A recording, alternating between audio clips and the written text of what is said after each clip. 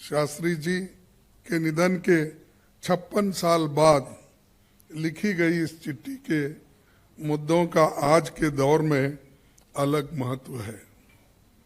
सुनील जी के लंबे राजनीतिक अनुभव की झलक उनको दिखती है। 2 अक्टूबर 1904 में मुगल सराय के रेलवे कॉलोनी में साधारण परिवार में जन्म लेने वाले शास्त्री जी शून्य से शिखर तक पहुंचे और भारत रत्न बने। हमारे एरिया में दक्षिण भारत में, खासकर महाराष्ट्र और कर्नाटक, आंध्रा में कहते हैं मूर्ति छोटी लेकिन कीर्ति बड़ी। तो वो कद से तो छोटे थे, यानी हाइट के हिसाब से, लेकिन उनकी कीर्ति सारी दुनिया में और देश में थी। तो इसीलिए मैं यही कहूँगा, मूर्ति छोटी और कीर्ति बड़ी। उन्होंने देश की सेवा करते हुए अपने व्यक्तित्व को इतना बड़ा बना दिया कि जब उनका निधन हुआ तो अमेरिका के राष्ट्रपति लिंडन जॉनसन ने कहा था कि शास्त्री जी के बिना दुनिया छोटी हो गई है।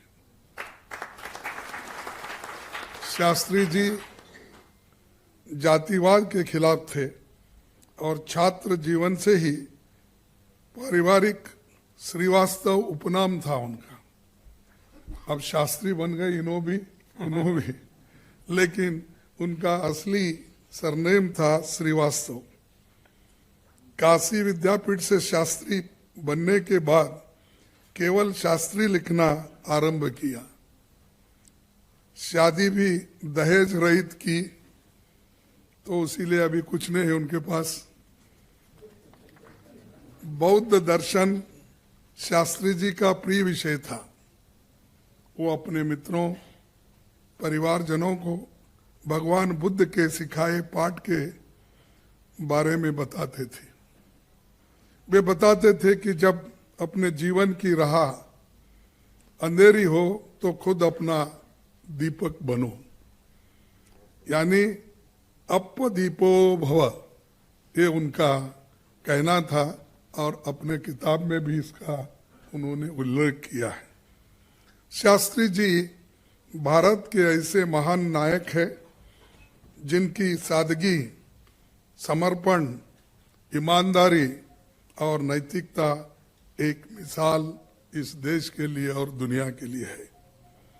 वो स्वाधीनता संग्राम में वीर सैनिक और श्रेष्ठ प्रधानमंत्री, महान सांसद थे। उनका राजनीतिक जीवन इलाहाबाद से शुरू हुआ, जो उस दौरान हमारे आज़ादी के आंदोलन का केंद्र था।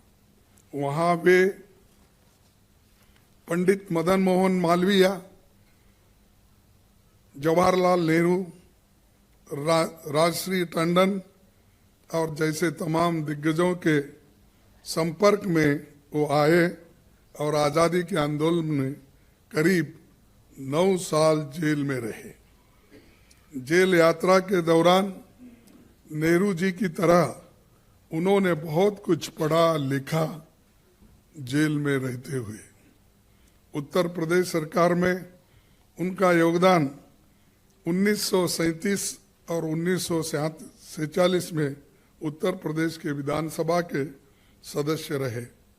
इस दौरान वे गोविंद वल्लभ पंत सरकार में एक संसदीय सचिव, गृह मंत्री और परिवहन मंत्री भी रहे। उनके कार्यकाल में पहली बार देश में महिलाओं को बसों में कंडक्टर बनाने की शुरुआत हुई। बसों में महिलाओं के लिए सीटें रिजर्व हुई। शास्त्री जी का सबसे अहम योगदान जमींदारी खत्म करना था। गांव-गांव घूमकर उन्होंने किसानों की जो हालत देखी, वही रिपोर्ट जमींदारी खत्म करने का आधार बनी।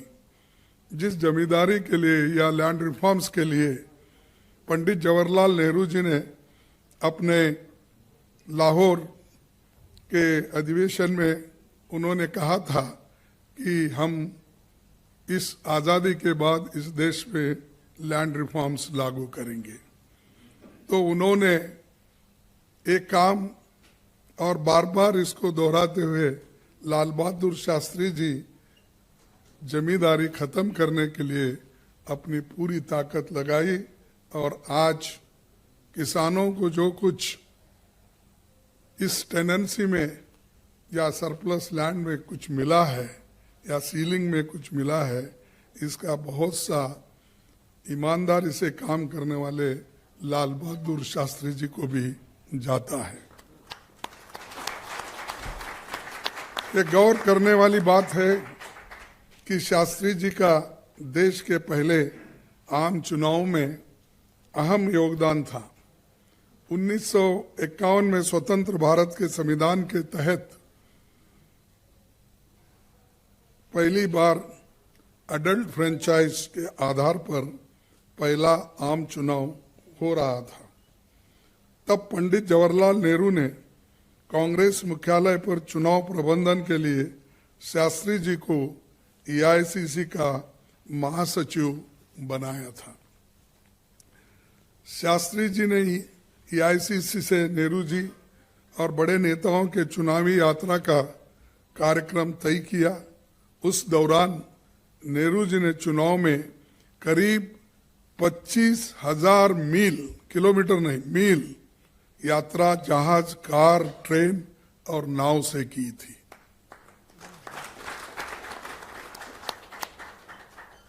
और पहले आम चुनाव की सफलता के बाद 1952 में शास्त्री जी प्रांतीय राजनीति से राष्ट्रीय राजनीति में आ गए। वे नेहरू जी के कैबिनेट में रेल और परिवहन मंत्री, बाद में संचार, उद्योग, वाणिज्य और गृह मंत्री का जिम्मा संभाला। शास्त्री जी जिस विभाग में रहे, अपने कामकाज से गहरी छाप उन्होंने छोड़ी है। रेल मंत्रालय पर शास्त्री जी की गहरी छाप आज भी है। आजाद भारत में बजट और दूसरे दस्तावेज हिंदी में रखने का सिलसिला भी शुरू किया। शास्त्री जी के रेल मंत्री के काल में जनता गाड़ियां शुरू हुई, रेलवे से थर्ड क्लास खत्म हुआ और विभागीय कैटरिंग सेवा आरंभ की। पहले first class, second class, third class होता था, लेकिन शास्त्री जी ने निकाला और जनता रेल में सबको बराबर एक ही इससे चलने का हुआ। और एक काम उन्होंने किया, ये बहुत बड़ा अचीवमेंट उस वक्त हुआ। और जो एक कस्टमर को जो थोड़ी डिफिकल्टी होती थी, भाई ये सेकंड क्लास है, ये थर्ड क्लास है, तब उन्होंने इसको निकाल के बराबरी कर दी। शास्त्री जी के प्रधानमंत्री काल में हरित क्रांति का आधार तैयार हुआ। अनाज में आत्मनिर्भरता हासिल करने की दिशा में अहम कदम उठाए और शास्त्री जी ने नेशनल डायरी डेवलपमेंट खड़ा कर दुग्ध क्रांति की भी बुनियाद मजबूत की। उस दौरान अन्न की भी भारी कमी थी। शास्त्री जी ने सप्ताह में एक शाम अन्न त्यागने की अपील की, लेकिन इसकी शुरुआत उन्होंने अपने घर से की। सुनील जी की मां ललिता शास्त्री जी ने तो जीवन भर इस व्रत का पालन किया। और हम भी स्टूडेंट थे, तो ये घोषणा जब हो गई, हमको भी घर में सोमवार के दिन खाना नहीं मिलता था, क्योंकि ये सोमवार वो डे उन्होंने फिक्स किया था, यानी एक दिन का खाना छोड़ना शाम का, तो वो दिन तो खासकर ज्यादा लोग पहले ही, हम गरीबी से आए थे और दूसरी मार इससे गिरी कि शाम में खाना नहीं है, तो मजबूरन हमको भी वो पालना पड़ा। लेकिन देश में जंग चल रहा था, अन्न की कमी थी, दूध की कमी थी, सारे चीजों की कमी थी, शस्त्र की कमी थी। तो उस वक्त देश को बनाने के लिए उन्होंने ये कहा था, तो सभी लोगों ने पालन किया। यहाँ तक कि मेरे गुलबर्ग जिले में एक आदमी ने कम से कम 100 किलो सोना अपना डोनेशन दिया इस इंडिया पाकिस्तान वार में। तो उसका नाम है चिंचोली कर। तो जब वो चंदा उस वक्त बहुत घूम घूम के लोग वार के लिए करते थे, और यही परेशानी भी जो थी, उस परेशानी को दूर करने के लिए सभी लोग इस काम पे लगे हुए थे। उस वक्त कोई ये नहीं सोचता था कि ये मेरी पार्टी है, तेरी पार्टी है, मेरा आदमी है, तेरा आदमी है। ये सिर्फ एक ही लक्ष्य था कि शास्त्री जी के कहने पे और उनके बताने से लोग एकजुट हो गए, और जो आदमी निष्पक्षपात होता है, स्वार्थी नहीं होता है, प्रामाणिक होता है, उसके एक आवाज को, एक बात को सारा देश एक होता है। और ये उनके बातों से सबको पता लगा होगा। रेल मंत्रालय पर शास्त्री जी की गहरी छाप आज भी है। आज भारत में ये जो बजट बना रहे हैं, वो तो पहले यही हम लोग बनाते थे। मैं भी थोड़े दिन रेल मंत्री रहा, लेकिन आज तो ये बजट ही गायब हो गया रेलवे का। पूरा सब कुछ एक ही आदमी के कंट्रोल में है। वो रिमोट मुझे बोल रहे थे वो, और बेलगाम में जब चुनावी प्रचार के लिए मोदी जी गए थे, मैं नाम नहीं लेना चाहता था, लेकिन क्या करूं, मुसीबत जब आती है तब तो बोलना ही पड़ता है। तुमको मुसीबत क्यों आई? तो इसलिए आई, मुझे बोलना पड़ता है। तो बेलगाम में उन्होंने कहा था कि खरगे जी तो कांग्रेस के अध्यक्ष बने, लेकिन उनका रिमोट कंट्रोल किसी और जगह है, उन्होंने कहा बेलगाम में।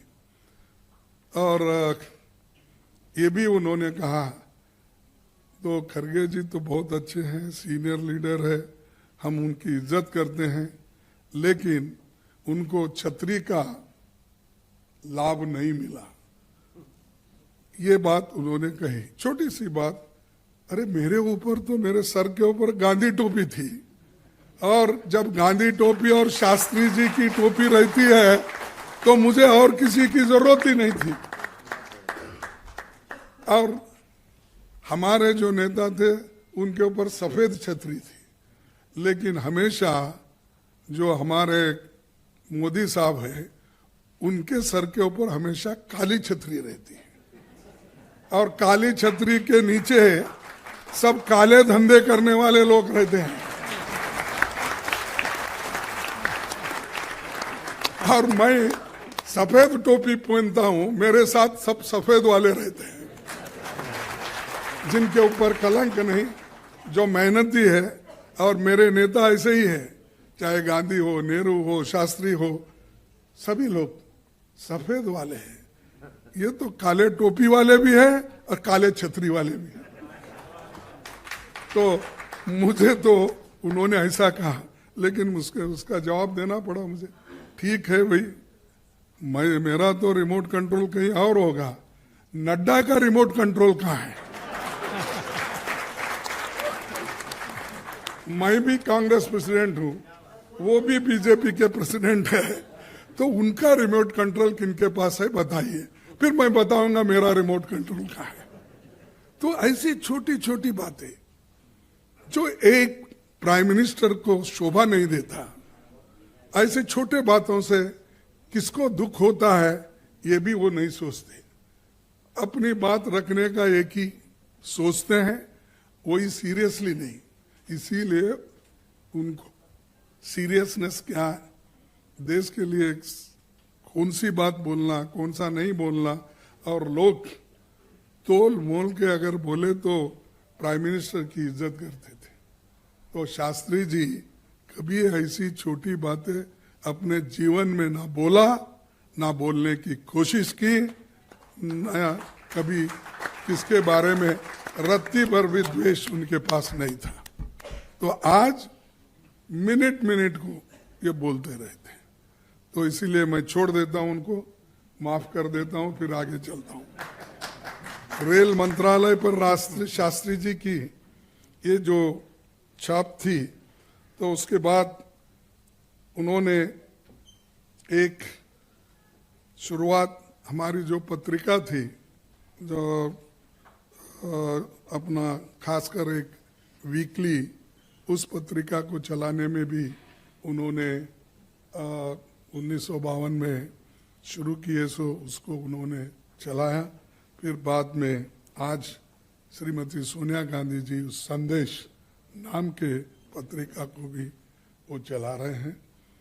और शास्त्री जी आज़ाद भारत के पहले ऐसे मंत्री थे जिन्होंने किसी विभाग की लापरवाही और असफलता के लिए उसके मंत्री की संवैधानिक जिम्मेदारी का परंपरा को स्थापित किया। और 23 नवंबर 1956 को जब दक्षिण भारत में अरियालूर रेल दुर्घटना हुई और टुटीकोरन एक्सप्रेस में 156 यात्री मारे गए, तो इसकी नैतिक जिम्मेदारी लेते हुए शास्त्री जी ने रेल मंत्री पद से इस्तीफा दे दिया। यहाँ पर तो मिनिस्टर के बच्चे किसानों को कुचल देते हैं, जान लेते हैं, फिर भी राजीनामा तो छोड़िए, बाकी का एक ये गलत हुआ ये बात वो भी नहीं बोलते हैं, और प्रधानमंत्री तो उधर बोलते ही नहीं, वो चुप्पी साधते हैं। कभी उन्होंने दुख प्रकट नहीं किया। अभी नहीं, जब बहुत बड़ा दंगा हुआ था अहमदाबाद में, उस वक्त भी उन्होंने यही कहा था, भाई जब कोई ड्राइवर एक्सीडेंट करता है, उसके नीचे अगर कोई कुत्ते का पिल्ला आता है, सुने नहीं आप? नहीं सुने? कुत्ते का पिल्ला आता है, दुख तो जरूर होता है।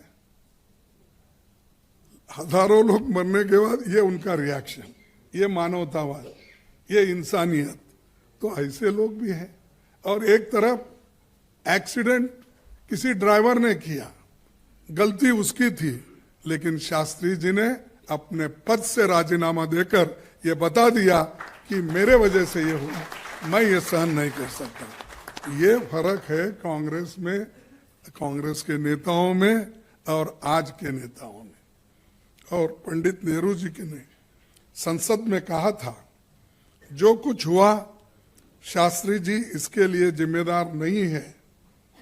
फिर भी उन्होंने शास्त्री जी का इस्तीफा इसलिए स्वीकार किया क्योंकि इससे मर्यादा की एक मिसाल उन्होंने कायम की है।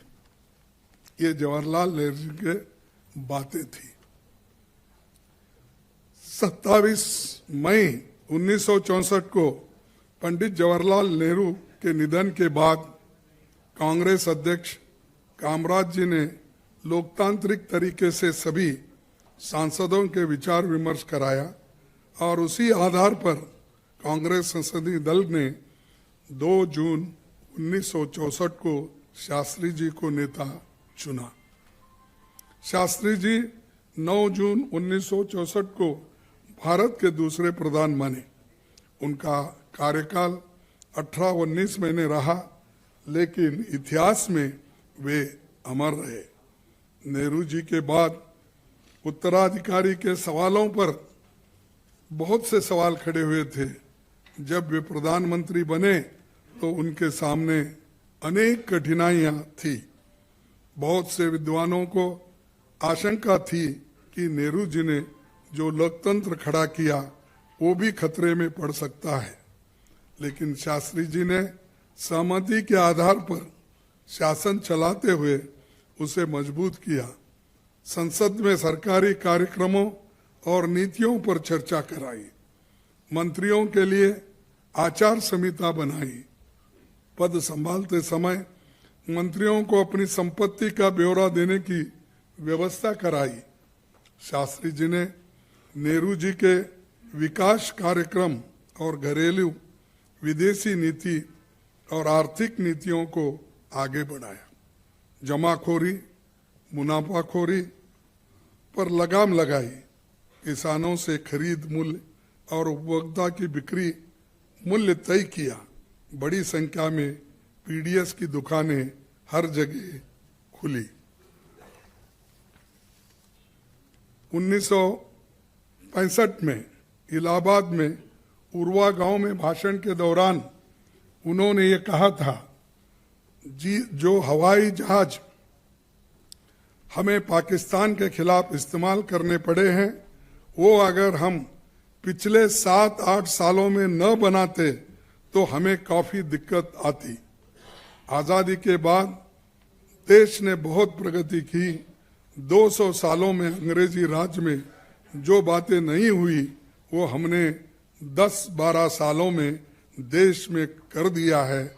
हवाई जहाज और मोटर गाड़ियां बन रही है, नए बांध, नई नहरें बन रही है, अस्पताल, स्कूल, सड़कें बन रही है।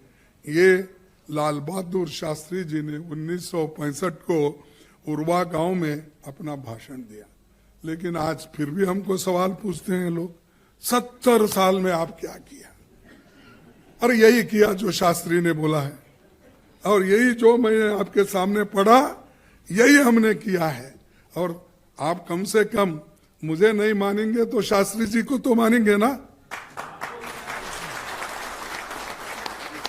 क्योंकि मैं अपोजिशन लीडर हूं ना, इसलिए तो कम से कम ये जो उन्होंने 1965 में इलाहाबाद में उर्वा गांव में कही थी, तो आज भी सत्य है। हम यही कहते हैं, जैसा कि अभी हमारे शास्त्री साहब ने अपने तकरीर में की कि हरी क्रांति, व्हाइट रेवोल्यूशन, ये सब हमने किया। तो लेकिन उनको दर्द होता है ये सब बातें सुन के। उनको सिर्फ यही होना कि देश में झगड़ा लगाओ, हिंदू मुसलमान, हिंदू मुसलमान, हिंदू मुसलमान। अरे कितने बार बोलते हो, क्यों बोलते हो, समझ में नहीं आता। देश बनाने की बात करो ना भाई, देश तोड़ने की बात क्यों करते हो? दिल को एकजुट करने की बात करो, दिल को तोड़ते क्यों? तो ये आज के सरकार की देन है। इसीलिए तो राहुल जी बोले देश जोड़ो, एकता, उसका उन्होंने एक बहुत बड़ा 4000 किलोमीटर चल के अपने बात को साबित करा, कन्याकुमारी से लेकर कश्मीर तक। फिर उसमें भी थोड़ा वो मजाक उड़ाते थे, ये क्या चलेंगे, 4000 किलोमीटर कैसा चलेंगे, ये सब झूठ है, सब प्रचार करे। जब ये हुआ तब बोले कि तुम वहां जाके भाषण क्यों ऐसा दिए, ये बात क्यों बोले? अरे ये बोलने की आजादी तो संविधान ने दी है, डेमोक्रेसी ने दी है। अडल्ट फ्रेंचाइज जो बोला मैं कि स्त्री पुरुष और सभी 21 साल के उस वक्त जो वोटर लिस्ट में आते थे सबको वोटिंग का अधिकार था। फॉरेन में नहीं था, महिलाओं को वोटिंग का अधिकार नहीं था। इतना बड़ा प्रोग्रेसिव कंट्रीज जो फ्रांस हो, अमेरिका हो, यूके हो, सभी देशों में महिलाओं को वोटिंग का पावर नहीं था। लेकिन हमारे पास जब संविधान बना, जिस दिन वो लागू हो गया, उस दिन से हमारे महिलाओं को समान हक मिला, सभी को वोट डालने का अधिकार मिला। ये देन पंडित जवाहरलाल नेहरू जी की है, लाल बहादुर शास्त्री जी की है, डॉक्टर अंबेडकर की है, बहुत से नेता देश के लिए जो लड़े हैं उनकी है। और ये लोग फिर भी हमको फिर पूछते हैं, तुमने क्या दिया? हमने संविधान दिया। तुमने क्या दिया? हमने डेमोक्रेसी दिया। तुमने क्या दिया? हमने अडल्ट फ्रेंचाइज दिया। क्या नहीं दिया ये बोलिए। तो फिर भी उनको थोड़ा सा बोलने में कभी कभी हिचकिचाते हैं, कभी उनको शर्म आती है। ये बड़ा मुश्किल सवाल है इसको सुलझाने का। बताया था कि पाकिस्तान अब भारत के साथ शांति से रहना चाहता है। दुर्भाग्यवश इस घटना के बाद शास्त्री जी अधिक दिन जीवित नहीं रहे, 11 जनवरी 1966 को ताशकंद में शास्त्री जी का निधन हुआ और मरणोपरांत 1966 में भारत रत्न में उनको सम्मानित किया गया। और ये जो जय जवान जय किसान का नारा है, ये ऐसा नारा बना है, कोई किसान कहीं भी आंदोलन करने दो, लोग भी आंदोलन करने दो, उस आंदोलन में ये जरूर आएगा, जय जवान जय जवान जय किसान। ये जय जवान जय किसान ये आंदोलन का नारा बन गया, लोगों के दिल में बसा। जैसा जय हिंद ये देश का नारा है, वैसा ही ये समाज में एक बहुत बड़ा हिस्से का ये नारा है। और कोई भी अपने भाषण को समाप्त करते वक्त, बोलते वक्त ये जरूर बोलेगा, तो ये भी उनको पछता नहीं, क्योंकि ये सब शास्त्री जी बोले सो है। जय हिंद ये जो सुभाष चंद्र बोले सो है। अब क्या बोलना, जय आरएसएस तो नहीं बोल सकते, लेकिन मजबूरन उनको कभी कभी बोलना पड़ता है जय हिंद, तो इसीलिए अब बोलते रहते हैं। कभी कभी कभी कभी नेहरू जी का नाम तो नहीं लेते, गांधी जी का जरूर लेते हैं। अब अंबेडकर का नाम लेते हैं, वल्लभ भाई पटेल का नाम लेते हैं, क्योंकि हमारे लोगों को मिसगाइड करने के लिए, भ्रमित करने के लिए, हमको तोड़ने के लिए, हमारे आइडियोलॉजी को अलग करने के लिए ये हमेशा बताते रहते हैं। लेकिन इनसे जागरूक रहना चाहिए हमारे लोग। और जरूर आज ना कल हर एक के समझ में आएगा। और देश इसीलिए तो मजबूत है, एक है, ये हम बनाए सो देश है। हम इसको कभी तोड़ने नहीं देंगे, मुड़ोड़ने नहीं देंगे, झुकने नहीं देंगे। ये हमारा वायदा है, हम टूटेंगे लेकिन ये नहीं। तो हमको कोई देशभक्ति सिखाने की जरूरत नहीं और बार बार प्रमाण पत्र देने की जरूरत उनको जरूरत है, क्योंकि उनके लोग सरकारी नौकरी में थे उस वक्त जब आजादी की लड़ाई शुरू हुई थी। उनके लोग सैन्य में भर्ती हो जाओ बोलते थे, उनके नेता लोग। तो उनको प्रमाण पत्र जरूर होना चाहिए, दूसरों के लिए नहीं, कांग्रेस के वर्कर्स के लिए नहीं, कांग्रेस के नेताओं के लिए नहीं, कांग्रेस के फौज के लिए नहीं है, ये उनके लिए होना चाहिए। तो ये जो इंदिरा जी ने 11 जनवरी 1971 को शास्त्री जी की पुण्यतिथि पर एक कार्यक्रम में एक खुलासा किया था कि अनेक ऐसे मामलों में जिन पर नेहरू जी किसी से बात नहीं करते थे, शास्त्री जी से चर्चा कर लेते थे। इंदिरा जी को दो नीति में लाने का श्रेय भी शास्त्री जी को जाता था। वे शास्त्री जी सरकार में सूचना और प्रसारण मंत्री रही। 1962 में कामराज योजना के तहत इस्तीफा देने वाले आरंभिक नेता शास्त्री जी थे। चीनी आक्रमण के बाद जब नेहरू जी अस्वस्थ रहने लगे तो उनकी ओर से भुवनेश्वर अधिवेशन में जनतंत्र और समाजवाद संबंधी प्रस्ताव रखने का काम शास्त्री जी ने किया। बाद में नेहरू जी ने अपने उत्तरदायित्व में सहयोग के लिए शास्त्री जी को ही चुना, उनके बिना विभाग का मंत्री बना दिया। तो शास्त्री जी जब नेहरू जी से पूछा कि मैं क्या काम करूं, तो नेहरू जी ने कहा था वो सारे काम जो मैं करता हूं वो आप करेंगे।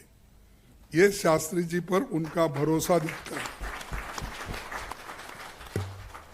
एक बार संसद में नेहरू जी ने शास्त्री जी की तारीफ करते हुए कहा था, कोई भी उनसे बेहतर साथी, मैं उन्हीं के वाक्य पढ़ रहा हूं, कोई भी उनसे बेहतर साथी एवं बेहतर सहयोगी का कामना नहीं कर सकता, जो कि काफी ईमानदार, वफादार, आदर्शों के प्रति समर्पित, विवेकशील और काफी मेहनती है। ये है पंडित जवाहरलाल नेहरू जी के शब्द। शास्त्री जी सांप्रदायिकता, जातिवाद और छुआछूत के खिलाफ थे। गांधी जी के सच्चे अनुयायी थे। शास्त्री जी कहते थे, सांप्रदायिक, प्रांतीय और भाषाई संघर्ष देश को कमजोर बनाते हैं, इसीलिए हमें राष्ट्रीय एकता को मजबूत बनाना है। सन ऑफ द सॉइल किताब के कवर पर शास्त्री जी का एक कोटेशन उनकी भावना को बताता है, अगर आप देखेंगे तो। उन्होंने लिखा, the emphasis on religion as a basis of defining majorities and minorities in a secular state is quite misplaced and contradiction in terms. मैं फिर एक बार पढ़ता हूं। The emphasis on religion as a basis of defining majorities and minorities in a secular state is quite misplaced and contradiction in terms. You all understand, I am sure, that religion does not aim at dividing. You all understand, I am sure that religion does not aim at dividing. On the other hand, all true religions have a basic unity. ये लाल बहादुर शास्त्री जी ने कहा। कम से कम ये पढ़ने के बाद तो इस सरकार को थोड़ा सा तो ज्ञान आएगा। इसीलिए शास्त्री जी, उनको भी 100 किताबें दीजिए, उसका कीमत क्या होगा हम AIC से आपको भरपूर करके देंगे। लेकिन आज आप लोग आंखों से देख रहे हैं कि धर्म के नाम पर क्या कुछ चल रहा है। खुद रूलिंग पार्टी के लोग हिंसक और सांप्रदायिक नफरत फैलाने का काम करते हैं। जिस तरह की हेट स्पीच आज हो रही है, उनको बोलने में भी शर्म आती है। कांग्रेस पार्टी ने राहुल जी के नेतृत्व में कन्याकुमारी से कश्मीर तक जो यात्रा निकाली, उसका लक्ष्य था नफरत के वातावरण में भाईचारा और प्रेम बांटना और बुनियादी मसलों को जनता तक ले जाना, क्योंकि उन सवालों पर चर्चा आज संसद में नहीं होने दी जाती है। टीवी पर भी सबसे ज्यादा हिंदू मुसलमान दिखाया जाता है, नफरत फैलाया जाता है और इसका सविस्तर से शास्त्री जी ने अपने भाषण में बहुत विवरण भी इसका किया है। एक सामान्य कार्यकर्ता के अंतर्राष्ट्रीय स्तर पर नेता बनने की शास्त्री जी की बहुत प्रेरक कहानी है, जो जीवन भर कांग्रेस पार्टी की मजबूती के लिए समर्पित रहे। कांग्रेस मुख्यालय से निकलने वाला कांग्रेस संदेश 21 मार्च 1952 से शास्त्री के प्रयास से आरंभ किया गया था। मैंने यही कहा कि ये आज सोनिया गांधी जी इसी पेपर को, इसी मैगजीन को चला रहे हैं। शास्त्री जी स्वराज भवन ट्रस्ट और आजाद हिंद फंड के भी सदस्य थे, जो सैनिकों की मदद के लिए बनाया गया था। साथ ही नेहरू जी की अध्यक्षता में बनी कांग्रेस कार्यकर्ताओं के प्रशिक्षण के लिए पाठ्यक्रम तय करने जैसी कई अहम कमेटियों में वे सदस्य बन के रहे।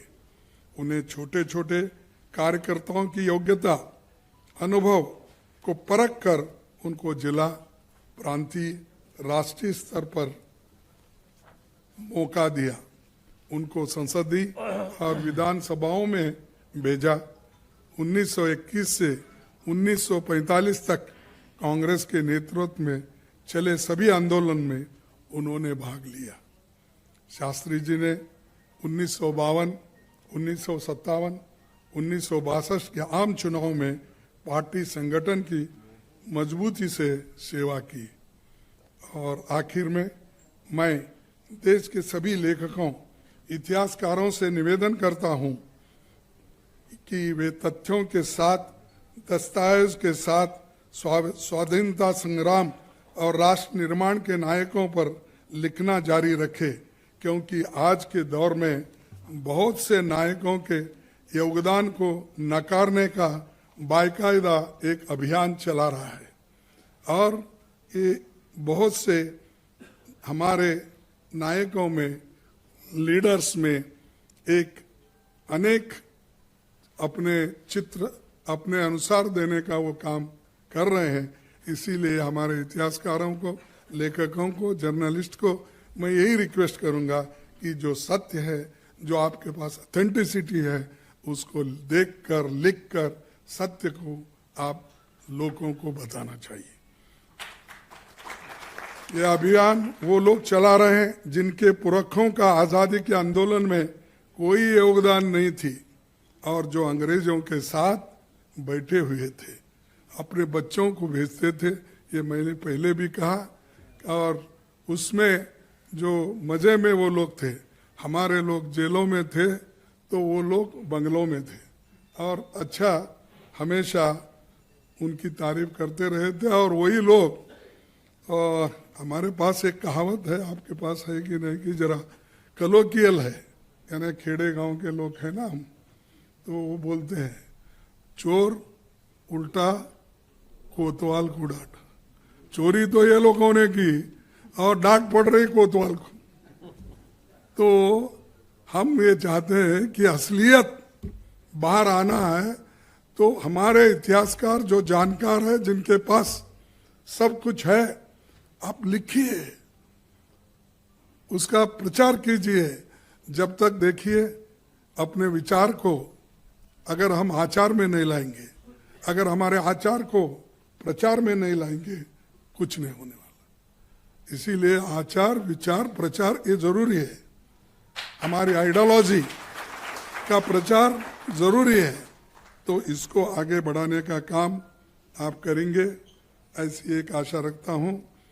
और सभी नेताओं से अपील करने के साथ आज ये भी मैं बताना चाहूँगा, 1938 में जब नेताजी कांग्रेस अध्यक्ष बने तो प्लानिंग कमेटी बनाई, जिसका अध्यक्ष नेहरू जी को बनाया।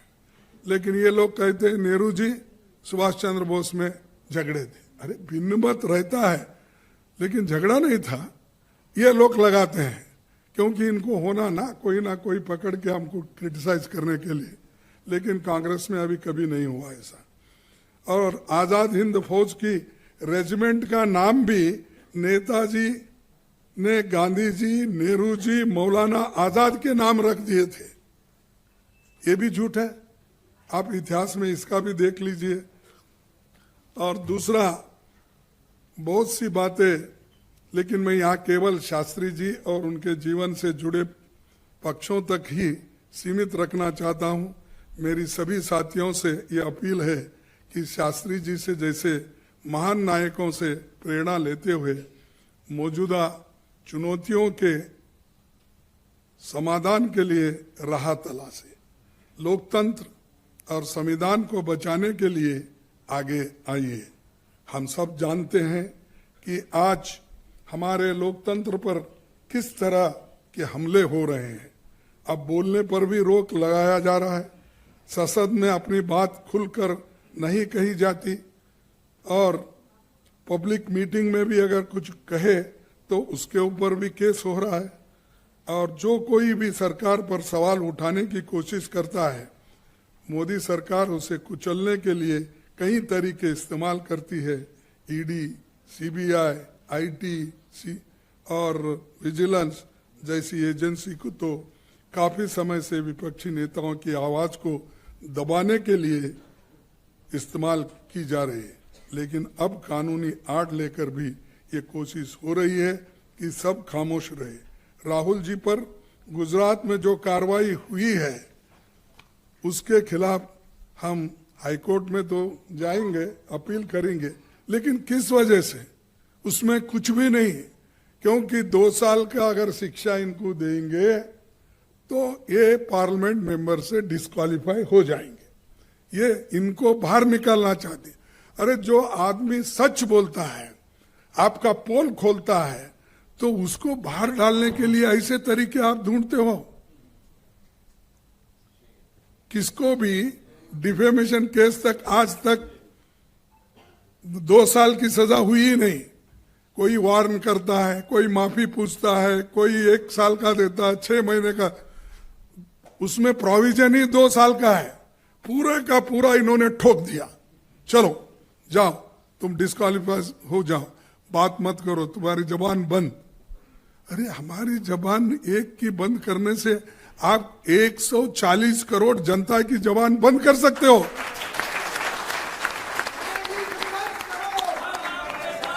तो ये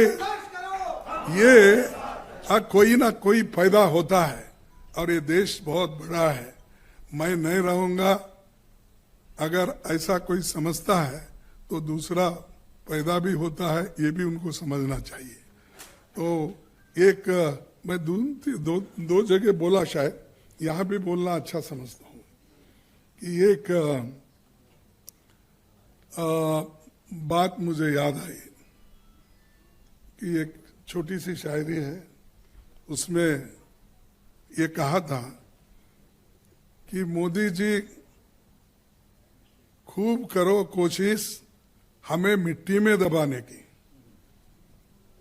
मोदी जी हमको खूब कोशिश करो हमको मिट्टी में दबाने की, हम बीज है बार बार उगने की हमको आदत है। आप तो मिट्टी में हमको दबा रहे हैं, लेकिन हम बीज है, हमारी आदत ही है फिर मिट्टी से ऊपर उठने की, उगने की आदत है हमको, मिटने की आदत नहीं है। तुम कितना भी कोशिश करो, हम उगते रहेंगे, लड़ते रहेंगे। और आप डरा के 2 साल की शिक्षा देके खत्म हो गया कांग्रेस, ये मत समझो। कांग्रेस जिंदा है, जिंदा रहेगी, जिंदा करेगी। नीरव मोदी और ललित मोदी जैसे कई लोग हजारों करोड़ों रुपए लेकर देश से भागे हुए थे, उनको तो शिक्षा नहीं हो रही है, उनको तो कोई पकड़ रहा भी नहीं, उनका तो कोई नाम, यहाँ तक कि रेड अलर्ट वो कुछ नोटिस निकाले थे ना, वो भी निकाल दिए कि बगैर पूछे ऐसा कहीं होता है। इंडियन गवर्नमेंट को, देश के गवर्नमेंट को बगैर पूछे कोई नहीं होता। तो कहीं ना कहीं इनका उनका लिंक है, इससे सबूत होता है। मैं ये नहीं कह रहा हूं कि ये इन्होंने कर दिया, लेकिन ये ऐसी एक प्रथा है, कानून है कि जो कंसर्न कंट्रीज में अगर ऑफेंस करता है तो उसके ऊपर जब रेड अलर्ट नोटिस जाती है तो उसको रद्द करने के लिए इनसे भी पूछना पड़ता है। यहाँ जहाँ तक मेरी समझ है तो ये भी काम उन्होंने कर दिया उनके लिए, और न ही उन्हें देश के वापिस लाया। जब ये बात राहुल गांधी उठाते हैं तो उनको सजा दी जाती है। मैं देश के लोगों से पूछना चाहता हूं कि सजा किसको मिलनी चाहिए? जो गलती किया, पैसे लिया, यहाँ पर लोगों के पैसे लूट के गया, और LIC के पैसे लूटा, बैंकों के पैसे लूटा, हमारे पैसे, हमारी संपत्ति पब्लिक सेक्टर्स को खरीद रहा है। पैसे हमारे, बैंकों के, LIC के, SBI के और पंजाब नेशनल बैंक के, UTI, ये सब पैसे लोन के रूप में लेना और पब्लिक सेक्टर के एयरपोर्ट, पोर्ट सब खरीदना, ये सभी खरीदना। तो कितना आसान है देखिए अमीर लोगों के लिए। सरकार का पैसा, सरकार की जमीन और संपत्ति, ये भी खरीदना, तो ये उनको मिला है। तो ये बात जब हम वहां उठाते हैं तो हमारे मुंह बंद करने के लिए सरकार के ओर से खुद ब खुद मंत्री उठ रहे हैं, माफी मांगो, माफी मांगो। अरे राज्यसभा में क्यों माफी मांगना भाई? वो तो लोकसभा के सदस्य हैं, तुम वहां जाके पूछिए। लेकिन उनका मकसद ये है कि सदन को चलने नहीं देना, राज्यसभा में उसका संबंध ही नहीं है। लेकिन आप राहुल जी से इतना डरते हो, खास करके मैं समझता हूं कि सपने में भी राहुल गांधी आ रहे होंगे। मोदी सरकार अगर हाथ पर हाथ रखकर बैठी रहेगी और अपने मित्रों को देश की संपत्ति सौंपते रहेगी तो न राहुल गांधी चुप रहेंगे, न कांग्रेस का कार्यकर्ता चुप बैठेगा। देश में लोकतंत्र को बचाने का अब एक ही मंत्र है, डरो मत। अगर आप डरे तो फंस गए, डरे तो मर गए। तो इसीलिए देश के लोकतंत्र को और देश के संविधान को बचाने के लिए हम एक होकर लड़ना है। और शास्त्री जी के इस जो किताब है इसका उद्घाटन करने के लिए या इसका जो रिलीज करने के लिए मुझे शास्त्री जी ने मौका दिया, इसका फायदा उठाया मैं। तो इसीलिए मैं माफी चाहता हूँ,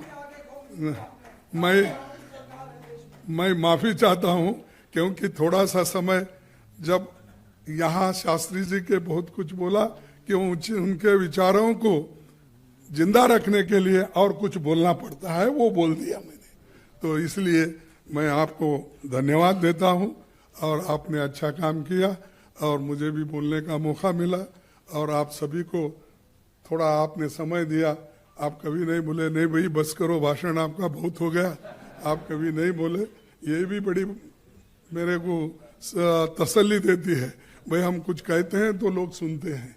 तो इसीलिए फिर आप सभी को फिर धन्यवाद।